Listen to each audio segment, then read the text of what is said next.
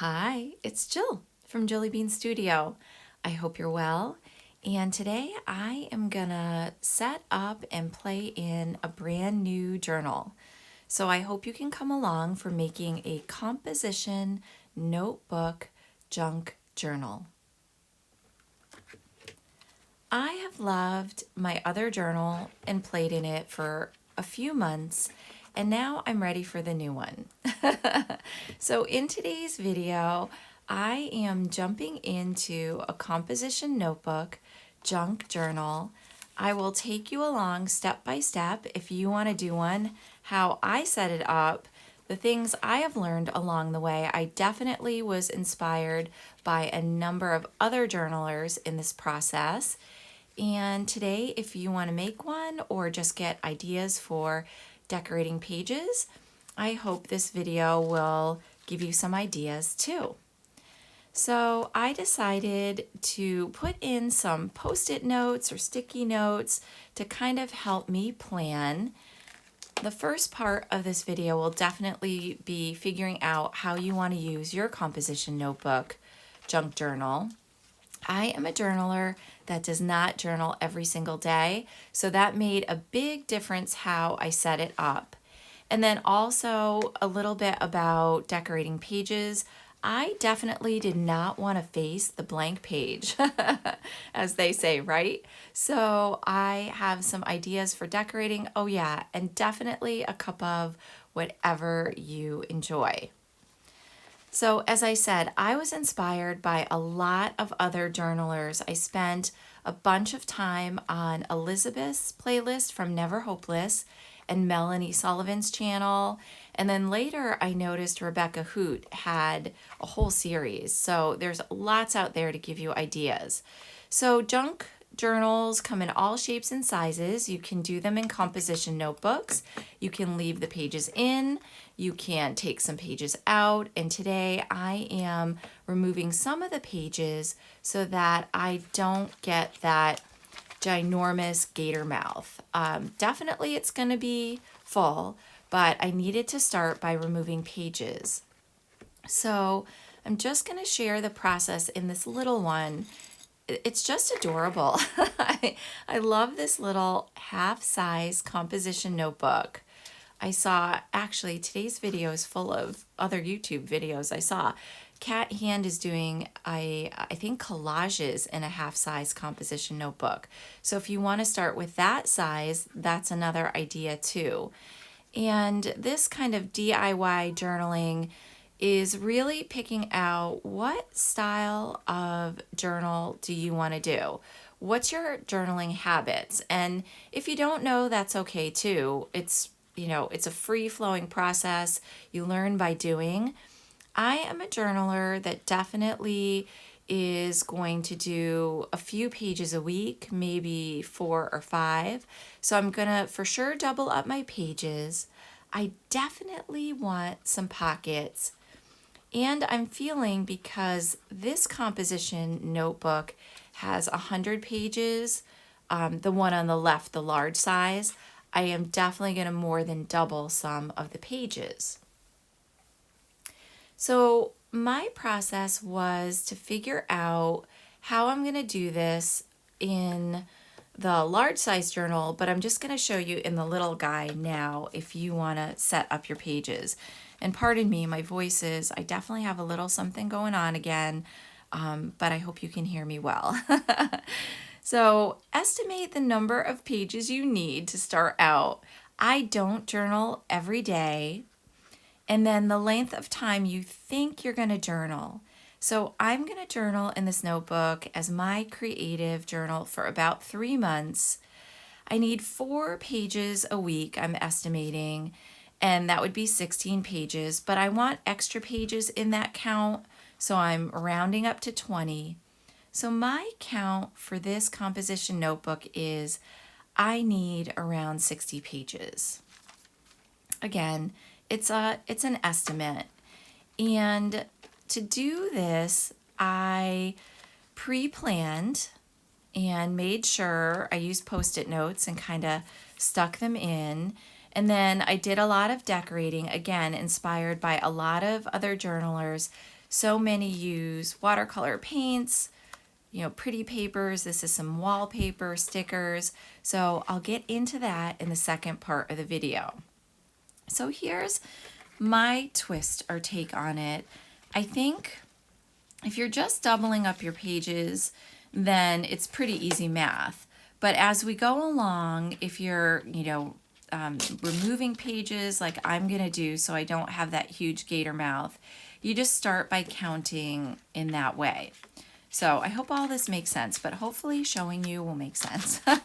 So the first little tip is when you tear out your pages, of course, they're attached together front and back.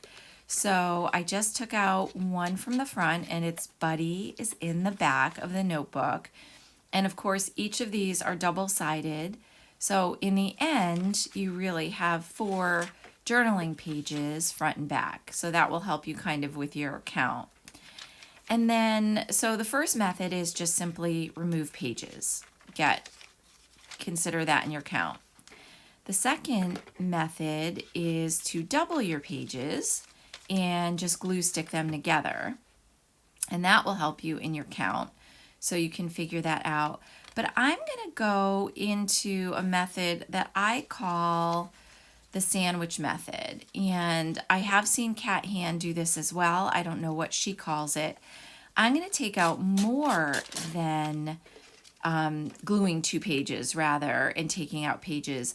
I'm going to cut down a page and then sandwich that little scrap of the page in between without completely ripping it out. So that takes your count into a whole new level. So in other words, there are 3 pages now in a sense, 2 double pages stuck together, and then that little scrap in the middle. And then the last method I just want to share, and you can do a combination of these or one or the other, is the hinge method. And that is taking your ruler and just tearing down and shortening 2 pages. And I love this method for junk journaling because you can stick in all sorts of fun papers. So today I stuck in book text, dictionary pages. You can cut them down with scissors or a cutter or simply tear them with your ruler. I really enjoy using book text in my junk journals. I love that. I love botanicals and sort of nature scenes. So I hope that gives you a ballpark of different techniques that you can use as you count out and organize your pages. And that's kind of what I did, figuring again, 4 pages to journal on each week, and then those extra pages so that I had 20 pages a month. And so setting up is done. I also love a good list. Do you? So again, I appreciate any ideas that you have. I will link all the composition notebook journalers that I was inspired by in the description box below, so you can check them out too. So now that I've set up pages and I have my composition notebook ready with 64 pages to go, I did want to prep pages. Now you don't have to do this, but I'm a person who definitely wanted the pages done a little bit ahead of time. So I've pulled a whole bunch of things. So you can pull printables. These are some of mine. And scrapbooking paper, stencils. Yeah, and there's more, right? All the stuff in our stash. Tissue paper is great because it's thin. Wallpaper. Again, if you're going to use those hinge methods, scrapbook paper or book pages, it's all good.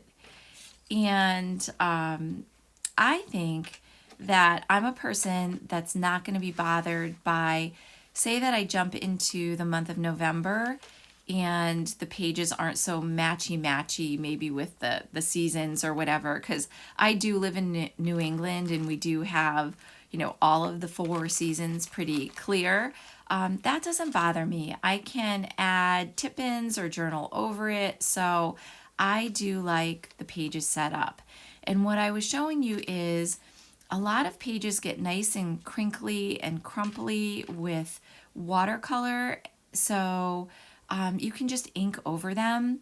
Another fun thing is I made this page with an octopus for October. That is definitely my sense of humor. Yeah.